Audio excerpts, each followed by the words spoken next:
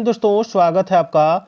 और आज का टॉपिक है कृषि एग्रीकल्चर, जो एनसीईआरटी और एससीईआरटी पर आधारित है, जो आपकी परीक्षा के लिए बहुत ही इंपॉर्टेंट होने वाली है। तो मैं अभी आपको बीपीएससी टीआरई 4 की तैयारी कराने जा रहा हूं। ठीक है, रोज आपको 2 से 3 वीडियो मिलेगी। तो चलिए स्टार्ट करते हैं और देखते हैं। ये टॉपिक जो है ये भूगोल से है। भूगोल से लगभग 15 से 20 सवाल पूछा जाता है। तो पूरा टॉपिक मैं आपको क्लियर कराऊंगा एक एक चैप्टर का। कल मैंने मृदा के ऊपर एक चैप्टर दिया, आज मैं कृषि के ऊपर देने जा रहा हूं। तो चलिए स्टार्ट करते हैं। सबसे पहले हम लोग देखेंगे कि एग्रीकल्चर जो ठीक है, एग्रीकल्चर शब्द की उत्पत्ति कैसे हुई। तो एग्रीकल्चर शब्द की उत्पत्ति लैटिन भाषा के 2 शब्द से हुई है। एक एग्री, ठीक है, जिसका अर्थ होता है मृदा, और दूसरा यानी इंग्लिश में बोले तो सॉइल। दूसरा है कल्चर, जिसका अर्थ होता है कृषि। ठीक है, जिसका अर्थ होता है कृषि। कृषि यानी कल्टीवेशन। तो दोनों को मिला के कहा जाता है एग्रीकल्चर। ठीक है, क्या कहा जाता है? एग्रीकल्चर। चलिए आगे देखते हैं। आगे आप देख सकते हैं एक इंपॉर्टेंट सवाल यहाँ पे है, इसको पहले देख लेते हैं। ठीक है, इस इंपॉर्टेंट सवाल को पहले देख लेते हैं। इसमें क्या कह रहा है? इसमें कह रहा है कि यदि खाद्यान्नों का सुरक्षित संग्रह सुनिश्चित करना हो तो कटाई के समय उनमें आर्द्रता अंश, ठीक है, कितने प्रतिशत से अधिक आर्द्रता नहीं होनी चाहिए। तो देखिए इसमें दिया है 14% से, ठीक है, 14% दिया है, याद रखिएगा। चलिए इंपॉर्टेंट था। अब है भारत में ऋतु आधारित प्रमुख फसलें एवं बुआई अवधि। ऋतु आधारित, ठीक है, भारत में ऋतु आधारित प्रमुख फसलें एवं बुआई अवधि। इसमें आप देख सकते हैं रबी फसल, ठीक है, रबी फसल ये शीतकालीन फसल कहते हैं इसको। इसमें आपका गेहूं, जौ, चना, मटर, सरसों, मसूर, राई, आलू आदि आता है। बुआई होता है इसका अक्टूबर से नवंबर, कटाई होता है मार्च से अप्रैल। और खरीफ फसल देखिए, खरीफ फसल जो है, ठीक है, खरीफ फसल ये ग्रीष्मकालीन फसल होता है। इसमें आपका आता है चावल, ज्वार, बाजरा, मक्का, तिल, मूंगफली, उड़द, कपास, रागी, सोयाबीन आदि। ठीक है, इसमें आपका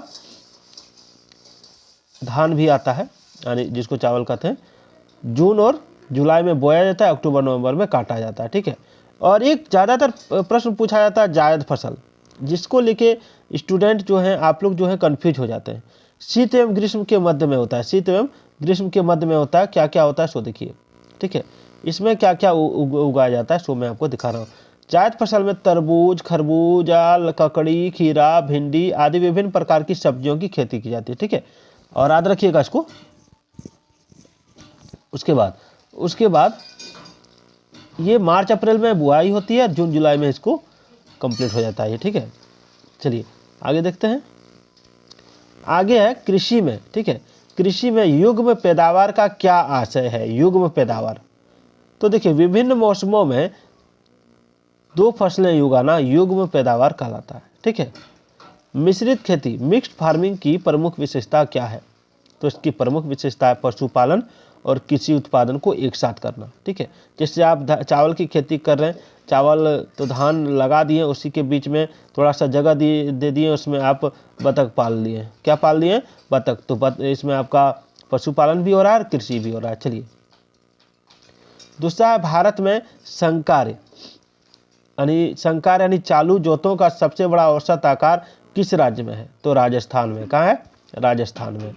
आगे है दक्षिण भारत में उच्च कृषि उत्पादकता। ठीक है, एक मिनट आगे बढ़ता हूँ। दक्षिण भारत में उच्च कृषि उत्पादकता, हाई एग्रीकल्चर प्रोडक्टिविटी का क्षेत्र तमिलनाडु तट पर पाया जाता है। कहाँ पाया जाता है? तमिलनाडु तट पर। ठीक है, उसके बाद है भारत में रासायनिक उर्वरक, ठीक है, केमिकल फर्टिलाइजर्स के 2 सबसे बड़े उपभोक्ता राज्य कौन से हैं? तो उत्तर प्रदेश एवं महाराष्ट्र। चलिए आगे बढ़ते हैं। आगे पुनर्भरण योग्य भौम जल संसाधन। ठीक है, पुनर्भरण योग्य भौम जल संसाधन में कौन सा राज्य सबसे संपन्न है? आपका आंसर है उत्तर प्रदेश। क्या है? उत्तर प्रदेश। भारत में अनुबंध कृषि, जिसको कॉन्ट्रैक्ट फार्मिंग कहते हैं, को लागू करने वाला प्रथम राज्य कौन सा है? तो पंजाब है। पंजाब याद रखिएगा, इसको कॉन्ट्रैक्ट फार्मिंग कहते हैं। गेहूं की, एक मिनट कहाँ चले जा रहे हो, इधर नीचे आओ, हाँ थोड़ा सा ऊपर, हाँ ठीक है। गेहूं की अच्छी कृषि के लिए कौन सी भौगोलिक दशाएं आवश्यक हैं? आपका ऑप्शन है मध्यम ताप और आपका आंसर है मध्यम ताप और मध्यम वर्षा। ठीक है, सवाल एक बार और देख लीजिए, गेहूं की अच्छी कृषि के लिए कौन सी भौगोलिक दशा आवश्यक है? तो मध्यम ताप और मध्यम वर्षा। चलिए आगे है चावल की कृषि के लिए। ठीक है, चावल की कृषि के लिए 100 सेंटीमीटर से अधिक वर्षा और 25 डिग्री सेल्सियस से उच्च तापमान चाहिए, तब ये आदर्श जलवायु की दशा मानी जाती है। ठीक है, चलिए आगे बढ़ते हैं। आगे है कल्याण सोना किस फसल की एक किस्म है? तो इसका आंसर होगा गेहूं की। और वहीं है भारत की प्रमुख खाद्यान्न फसल कौन सी है? तो चावल है। भारत की प्रमुख खाद्यान्न फसल चावल है। ये बीमारी के बारे में पूछा जाता है परीक्षा में। ठीक है,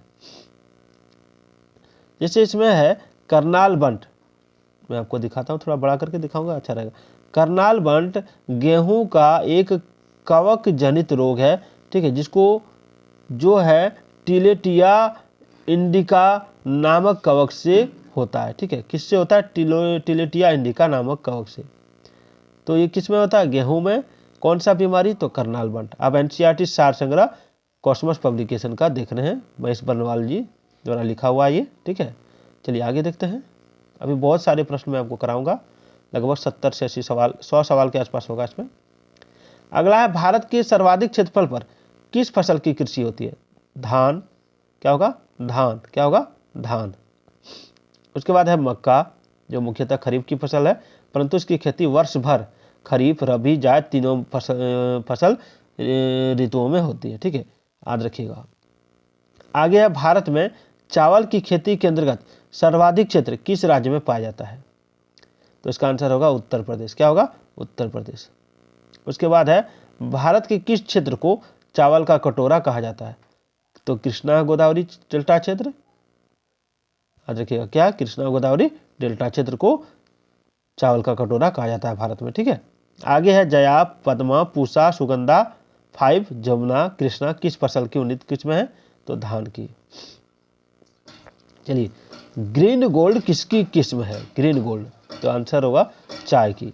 आगे है धान की फसल में किस जीव का प्रयोग जैव उर्वरक के रूप में किया जाता है? तो नील हरित शैवाल, बीजीए का। ठीक है, नील हरित शैवाल का, ब्लू ग्रीन एल्गे का। चलिए अगला है मध्य प्रदेश के किस जिले को कपास की खेती के कारण सफेद सोने का क्षेत्र कहा जाता है? तो खरगोन जिला। आगे भारत के किस राज्य को शक्कर का कटोरा कहा जाता है? बाउल ऑफ शुगर, तो उत्तर प्रदेश। भारत की सभी फसलों में से गन्ने की फसल के अंतर्गत उसके शुद्ध सकल कृषि क्षेत्र के सिंचित क्षेत्र का प्रतिशत सर्वाधिक है। याद रखिएगा, भारत की सभी फसलों में से गन्ने की फसल, ठीक है, के अंतर्गत उसके शुद्ध सकल कृषि क्षेत्र के सिंचित क्षेत्र का प्रतिशत सर्वाधिक है। चलिए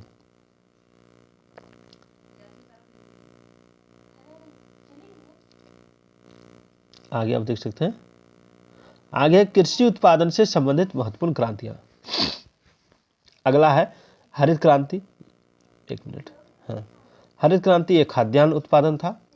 सुनहरी यानी स्वर्ण क्रांति ये फल एवं सब्जी उत्पादन बागवानी कृषि में, ठीक है, यानी सुनहरी यानी स्वर्ण क्रांति जो है फल एवं सब्जी उत्पादन बागवानी कृषि में है, ये याद रखिएगा। और श्वेत क्रांति ये दूध उत्पादन में है। और कृष्ण यानी काली क्रांति ये खनिज तेल पेट्रोलियम के क्षेत्र में आत्मनिर्भरता के रूप में ये क्रांति आई। नीली क्रांति ये मत्स्य उत्पादन में। गोल क्रांति ये आलू उत्पादन में। भूरी क्रांति ये उर्वरक उत्पादन में। पीली क्रांति ये तिलहन उत्पादन में। रजत क्रांति अंडा उत्पादन में। इंद्रधनुषी क्रांति ये कृषि संबंधी समग्र क्रांति है जो नवीन कृषि नीति में निर्धारित है। अमृत क्रांति ये नदियों को जोड़ने की योजना है। सदाबहार क्रांति ये कृषि उत्पादन को दोगुना करना टिकाऊ कृषि भी के अंतर्गत है ये। और गुलाबी क्रांति ये प्याज उत्पादन झींगा मछली लाल क्रांति, ठीक है, गुलाबी क्रांति प्याज उत्पादन झींगा मछली के उत्पादन में है। और लाल क्रांति मांस एवं टमाटर उत्पादन में, ठीक है। चलिए आगे बढ़ते हैं। आगे बाजरे की कृषि किस जलवायु में की जाती है? उष्ण एवं शुष्क में। शुष्क भूमि के लिए सर्वाधिक उपयुक्त फसल कौन सी है? तो मूंगफली। औस और बोरो किस फसल की किस्म है? तो धान की। भारत में सोयाबीन का अग्रणी उत्पादक राज्य कौन सा है? तो महाराष्ट्र। कोसल किस फसल की उन्नत प्रजाति है? तो मूंगफली की, याद रखिएगा। अभी बहुत सारे प्रश्न है इसमें, चलिए अभी और देखेंगे। आगे है किस फसल में नाइट्रोजन संचित करने की क्षमता सर्वाधिक होती है? दलहनी में। दलहनी फसलों हेतु कोबाल्ट आवश्यक है। तथा कोबाल्ट राइजोबियम जीवाणु हेतु नाइट्रोजन स्थिरीकरण के लिए आवश्यक तत्व है, याद रखिएगा। और भारत को 3/4 से अधिक कच्चा रेशम किस किन राज्य या राज्यों से प्राप्त होता है? तो कर्नाटक एवं आंध्र प्रदेश से। ठीक है। उसके बाद है आपका नॉर्मन अर्नेस्ट बोरलॉग, जिन्हें हरित क्रांति का जनक कहा जाता है, किस देश से संबंधित है? संयुक्त राज्य अमेरिका से। उसके बाद है हरित क्रांति से क्या अभिप्राय है? तो उच्च उत्पादकता वाले बीजों का प्रयोग कर उत्पादन बढ़ाना। ठीक है। उसके बाद है आपका हरित क्रांति का सर्वाधिक लाभ किस फसल के उत्पादन एवं उत्पादकता दोनों में हुआ? तो गेहूं की। उसके बाद है आपका हरित क्रांति में किस फसल का सर्वाधिक उत्पादन किया गया है? तो मैक्सिकन गेहूं। उसके बाद है सर्वाधिक विदेशी मुद्रा किस नकदी फसल के निर्यात से प्राप्त होती है? तो चाय। उसके बाद है लाल विगलन किस फसल का रोग है? तो गन्ना। उसके बाद है मूंगा रेशम का उत्पादन संपूर्ण विश्व में केवल भारत के असम में किया जाता है। ठीक है। और इससे वर्ष 2007 में भौगोलिक संकेतक का दर्जा प्राप्त है, जियोग्राफिकल इंडिकेशन GI का, याद रखिएगा। चलिए, तिलहन प्रौद्योगिकी मिशन की स्थापना किस वर्ष की गई थी? तो वर्ष 1986 में। मक्के की फसल तैयार होने की औसत अवधि कितनी है? तो लगभग 140 दिन। 140 दिन, याद रखिएगा। चलिए,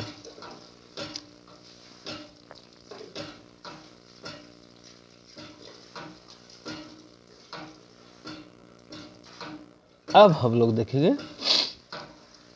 प्रमुख कृषि संगठन एवं मुख्यालय। भारतीय दलहन अनुसंधान केंद्र, ठीक है, भारतीय दलहन अनुसंधान संस्थान कानपुर, समेकित कीट प्रबंधन राष्ट्रीय केंद्र नई दिल्ली, अंतर्राष्ट्रीय चावल अनुसंधान केंद्र मनीला, अर्ध शुष्क क्षेत्र हेतु अंतर्राष्ट्रीय फसल अनुसंधान संस्थान हैदराबाद, सूखे क्षेत्रों में अंतर्राष्ट्रीय कृषि अनुसंधान केंद्र अलेप्पो, राष्ट्रीय कृषि और ग्रामीण विकास बैंक मुंबई। आगे बढ़ते हैं। अंतर्राष्ट्रीय मक्का और गेहूं वृद्धि केंद्र मैक्सिको।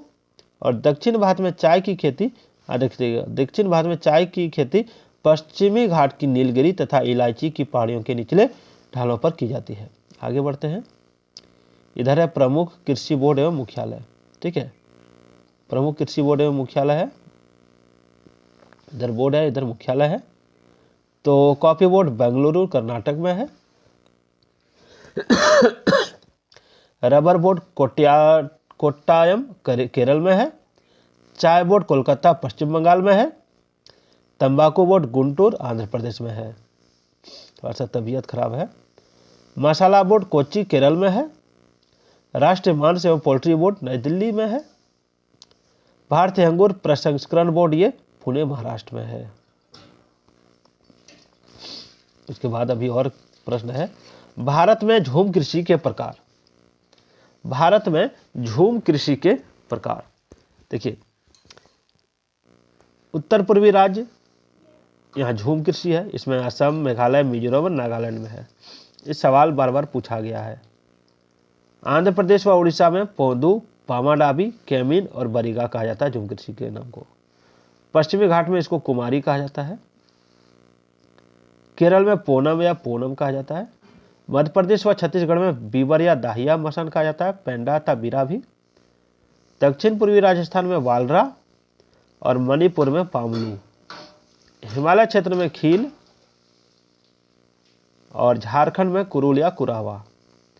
छत्तीसगढ़ में दीपा, अंडमान निकोबार द्वीप समूह में दीपा। ठीक है, चलिए, बराक घाटी की सर्वाधिक महत्वपूर्ण फसल कौन सी है? बराक घाटी की सर्वाधिक जो महत्वपूर्ण फसल है वो धान एवं चाय है। भारत के किस राज्य को मसालों का बगीचा कहा जाता है? तो केरल को। लौंग पुष्पकली से प्राप्त होती है, जिसकी सर्वाधिक खेती केरल में की जाती है। कहाँ की जाती है? केरल में। भारत में काला सोना के रूप में कौन सा मसाला जाना जाता है? काली मिर्च।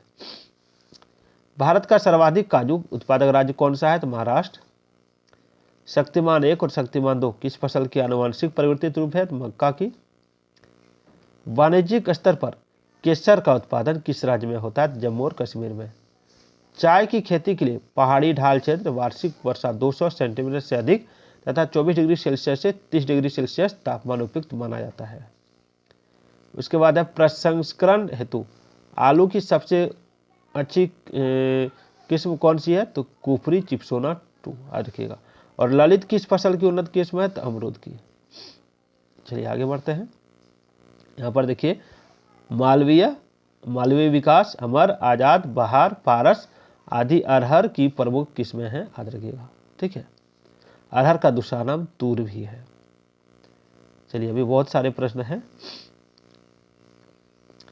अगला सवाल है, उत्तराखंड में उगाया जाने वाला अनाज मंडुआ यानी कोदो का निर्यात अधिकांशतः किस देश को किया जाता है? तो जापान को। और निर्वाह मूलक कृषि जिसको सब्सिस्टेंस एग्रीकल्चर के रूप में जाना जाता है के अंतर्गत मोटे अनाज तथा चावल का उत्पादन किया जाता है। अदरक हो गया, इसके खाने योग्य भाग को क्या कहता है? तो प्रकंद यानी रिजोम कहा जाता है। भारत का कौन सा राज्य खाद्यान्न उत्पादन में प्रथम स्थान पर है? तो उत्तर प्रदेश। केरल राज्य विश्व में किसके उत्पादन के लिए प्रसिद्ध है? तो गरम मसाले के लिए। आगे है इधर प्रमुख कृषि संस्थान, ये संस्थान है, ये स्थान है। राष्ट्रीय मत्स्य उद्योग विकास बोर्ड हैदराबाद में है। राष्ट्रीय चावल शोध संस्थान कटक में है। भारत डेयरी निगम एवं राष्ट्रीय डेयरी विकास बोर्ड आनंद में है। भारत डेयरी अनुसंधान संस्थान करनाल में है। गन्ना प्रजनन संस्थान ये कोयम्बटूर में है। केंद्रीय कॉफी अनुसंधान संस्थान ये चिकमंगलूर में है। जूट कृषि अनुसंधान संस्थान ये बैरकपुर में है। केंद्रीय उर्वरक गुणवत्ता नियंत्रण और प्रशिक्षण संस्थान ये फरीदाबाद में है। टिड्डी चेतावनी संगठन ये जोधपुर में है। कृषि विपणन एवं निरीक्षण निदेशालय ये फरीदाबाद में है। और राष्ट्रीय पौध संरक्षण एवं प्रशिक्षण संस्थान ये हैदराबाद में है। चौधरी चरण सिंह राष्ट्रीय कृषि विपणन संस्थान ये जयपुर में है। भारतीय चारागाह एवं चारा अनुसंधान संस्थान ये झांसी में है। केंद्रीय चारा बीज उत्पादन फर्म ये हेसरघट्टा में है। विवेकानंद पर्वतीय कृषि अनुसंधान शाला ये अल्मोड़ा में है। केंद्रीय कृषि अनुसंधान संस्थान ये पोर्ट ब्लेयर में है। लघु किसान कृषि व्यापार संघ ये नई दिल्ली में है। राष्ट्रीय जैव उर्वरक विकास केंद्र ये गाजियाबाद में है। पशु रोग जांच प्रयोगशाला ये पुणे में है। पशु स्वास्थ्य एवं पशु चिकित्सा जैविकी संस्थान ये कोलकाता में है। पशु चिकित्सा और जीव विज्ञान संस्थान ये बेंगलुरु में है। पशु स्वास्थ्य संस्थान ये जालंधर में है। पशु चिकित्सा जैविकी ये गुवाहाटी में है। और राष्ट्रीय पटसन एवं संबंधित रेशे अनुसंधान संस्थान ये कोलकाता में है। अभी और बहुत सारे प्रश्न हैं। अभी मैंने 100 से ऊपर प्रश्न कराऊंगा आप लोगों को। थोड़ा सा जुकाम सर्दी के कारण आवाज़ थोड़ा सा दबा हुआ आ रहा होगा, इसके लिए सॉरी। सबसे पहले देखिए कुल फसलों में राज्यों का स्थान 2021-22 का ये है। ठीक है, कुल खाद्यान्न आपका उत्तर प्रदेश मध्य, देखिए फसल में, ठीक है, कुल खाद्यान्न में उत्तर प्रदेश, मध्य प्रदेश, पंजाब प्रथम द्वितीय और फर्स्ट सेकंड थर्ड है। ठीक है, और कुल दलहन में मध्य प्रदेश 1 नंबर में है, फर्स्ट है। राजस्थान सेकंड है और महाराष्ट्र थर्ड है। और कुल तिलहन में मध्य प्रदेश फर्स्ट है, महाराष्ट्र सेकंड है और आपका राजस्थान थर्ड है। ठीक है, और कुल मोटे अनाज में आपका कर्नाटक प्रथम है और राजस्थान सेकंड है और महाराष्ट्र थर्ड है। ठीक है, आगे बढ़ते हैं। विभिन्न फसलों के उत्पादन में शीर्ष राज्य आप देख सकते हैं। चावल पश्चिम बंगाल 1 नंबर में है, ये फर्स्ट है, ये सेकंड है और ये थर्ड है, याद रखिएगा। ठीक है, तो पश्चिम बंगाल, उत्तर प्रदेश, पंजाब चावल में। गेहूं में उत्तर प्रदेश, मध्य प्रदेश, पंजाब। बाजरा में राजस्थान, उत्तर प्रदेश, हरियाणा। और मक्का में कर्नाटक, मध्य प्रदेश और महाराष्ट्र। ठीक है, और चना में आपका महाराष्ट्र है, कर्नाटक है, उत्तर प्रदेश है। अरहर अनितूर में महाराष्ट्र, कर्नाटक, उत्तर प्रदेश। मसूर में मध्य प्रदेश, उत्तर प्रदेश, पश्चिम बंगाल है। मूंगफली में गुजरात, राजस्थान और तमिलनाडु है। सरसों में राजस्थान, मध्य प्रदेश और हरियाणा है। और सोयाबीन में महाराष्ट्र है, मध्य प्रदेश और राजस्थान है। सूरजमुखी में कर्नाटक है, हरियाणा है और ओडिशा में है। कपास में गुजरात, महाराष्ट्र और तेलंगाना है। जूट में पश्चिम बंगाल, असम और बिहार है। आलू में उत्तर प्रदेश, पश्चिम बंगाल और बिहार है। प्याज में महाराष्ट्र है, मध्य प्रदेश और कर्नाटक है। और गन्ना में उत्तर प्रदेश, महाराष्ट्र और कर्नाटक है। अब भारत में दालों का सबसे बड़ा उत्पादक राज्य मध्य प्रदेश है। भारत का सबसे बड़ा चाय उत्पादक राज्य असम है। और सोनालिका, अर्जुन एवं सोना किस फसल की उन्नत किस्म है? गेहूं है। और पैगिंग किस फसल के लिए एक लाभकारी प्रक्रिया है? तो मूंगफली के लिए पैगिंग है। झूम कृषि की एक पद्धति है जिसे कर्तन एवं धन कृषि स्लैशन बर्न एग्रीकल्चर के नाम से भी जाना जाता है, याद रखिएगा। गहन कृषि इंटेंसिव फार्मिंग से क्या तात्पर्य है? तो न्यूनतम भूमि में अधिकतम उपज। ठीक है। एक सवाल है, सुनहरा रेशा क्रांति का संबंध जूट उत्पादन से जो है तथा जूट को भारत का स्वर्णिम तंतु कहा जाता है, गोल्डन फाइबर ऑफ इंडिया। अभी और सारे प्रश्न देखेंगे हम लोग। चलिए, राजस्थान किस फसल का उत्पादक है? तो सरसों एवं बाजरा का। भारत के कर्नाटक राज्य में सर्वाधिक कॉफी उत्पादन किया जाता है, तत्पश्चात केरल तथा तमिलनाडु का स्थान है। उकठा रोग से कौन सी फसल प्रभावित होती है? तो चना। भारत का सबसे बड़ा रबड़ तथा नारियल उत्पादक राज्य कौन सा है? केरल। भारत के किस राज्य में कहवा, रबड़ तथा तंबाकू की कृषि की जाती है? कर्नाटक। भारत में तंबाकू का सर्वाधिक उत्पादन करने वाला राज्य कौन सा है? तो आंध्र प्रदेश। पौधे उगाने के साथ ही मछली पालन करना किस कृषि के अंतर्गत आता है? तो ये आ जाएगा आपका एक्वापोनिक कृषि। ठीक है। भारतीय चाय बोर्ड का मुख्यालय कहाँ है? तो कोलकाता। किन दो फसलों के उत्पादन में उत्तर प्रदेश का प्रथम स्थान है? गेहूं और चना के। अरंडी का बृहत्तम उत्पादक राज्य कौन सा है? तो गुजरात। सदाबहार क्रांति किससे संबंधित है? जैविक कृषि को प्रोत्साहित करने तथा उत्पादन बढ़ाने से। भारत में चीनी के प्रथम 3 अग्रणी उत्पादक राज्य कौन से हैं? तो उत्तर प्रदेश, महाराष्ट्र एवं कर्नाटक। सर्वाधिक रेशम उत्पादन करने वाला राज्य कौन सा है? तो कर्नाटक। भारत का कौन सा राज्य नमक एवं मूंगफली के उत्पादन में प्रथम स्थान पर है? तो गुजरात। राष्ट्रीय बागवानी बोर्ड की स्थापना किस वर्ष हुई थी? तो 1984 में। भारत में शीर्ष 5 मत्स्य उत्पादन राज्य, ठीक है, कौन कौन है? तो देखिए, मत्स्य यानी मछली, आंध्र प्रदेश में 48.03 लाख टन, ये टन में है। पश्चिम बंगाल में 48.43, कर्नाटक में 10.74, उड़ीसा में 9.90, गुजरात में 8.94। ठीक है। तो चलिए, आज का ये वीडियो आपको कैसा लगा कमेंट जरूर कीजिएगा।